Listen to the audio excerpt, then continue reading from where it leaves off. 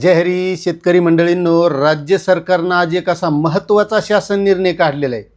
मागच्या काळामध्ये जे काय अवकाळी पाऊस झाला होता, अतिवृष्टी झाली होती आणि त्यामध्ये शेतकऱ्यांच्या पिकांचं आतोनात असं नुकसान झालं होतं आणि ते होतं जून ते ऑक्टोबर 2025 मध्ये। आणि तेव्हापासून पंचनामे झाल्याच्या नंतर आत्तापर्यंत शेतकऱ्यांना ही मदत मिळालेली नव्हती आणि शेवटी आज राज्य सरकारनं शासन निर्णय काढलेला आहे आणि या शेतकऱ्यांना जे काही शासनानं ठरवलेलं आहे, जे मदतीचे निकष आहेत, शेतकऱ्यांचं नुकसान झाल्याच्या नंतर त्यांना पुढील हंगामासाठी ते पैसे उपयोगी पडावेत।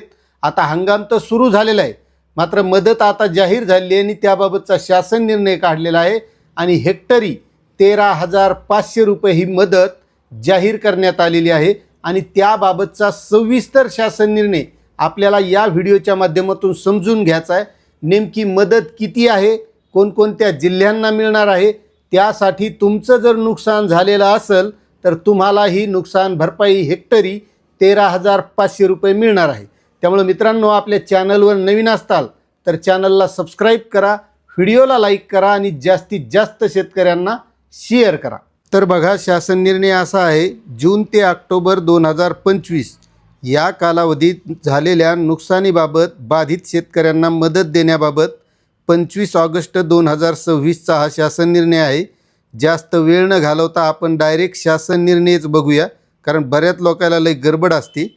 बघा, माहे जून 2025 ते ऑक्टोबर 2025 या कालावधीत 65 मिलीमीटरपेक्षा कमी पाऊस झाल्याने, 24 गावात सरासरीपेक्षा जास्त पाऊस झाल्याने आणि वादळी वारा यामुळे शेती पिकांचं नुकसान झालं होतं आणि या नुकसानीपोटी 86,65,29,000 रुपये एवढी नुकसान भरपाई मंत्रिमंडळ उपसमितीच्या 2/7/2026 रोजी बैठकीत हा महत्त्वाचा निर्णय घेतलेला आहे।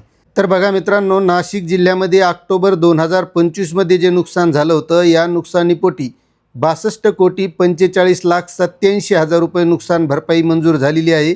त्यानंतर अहिल्यानगर जिल्ह्यामध्ये सप्टेंबर 2025 मध्ये जे नुकसान झालं होतं, त्या नुकसानीपोटी 13,09,88,000 रुपये नुकसान भरपाई मंजूर झाली आहे। आणि जळगाव जिल्ह्यामध्ये जून 2025 मध्ये जे नुकसान झालं होतं, त्या शेतकऱ्यांसाठी 11,09,54,000 रुपये नुकसान भरपाई मंजूर झाली आहे। अशी एकूण 86,65,29,000 एवढी नुकसान भरपाई या शेतकऱ्यांना मंजूर झालेली आहे आणि ती शेतकऱ्यांच्या DBTच्या खात्यामध्ये वितरित सुद्धा केली जाणार आहे। असा हा शासन निर्णय आहे। शासन निर्णय आपल्याला कसा वाटला नक्कीच कमेंट करा। चॅनलवर नवीन असाल तर सबस्क्राईब करा। धन्यवाद।